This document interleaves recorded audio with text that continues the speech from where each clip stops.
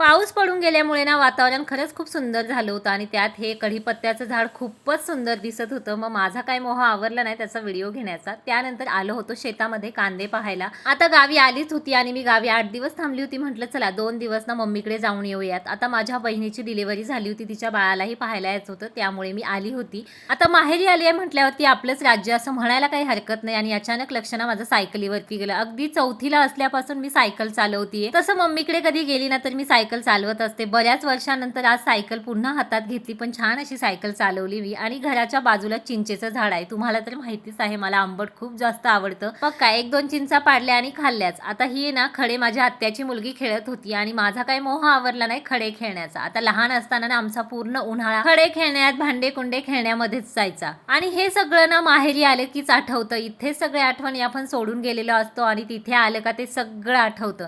तुमच्या अशा लहानपणीच्या काही आठवणी आहेत का, हे पण मला कमेंटमध्ये नक्की सांगा. चला बाय, भेटू नेक्स्ट व्लॉगमध्ये.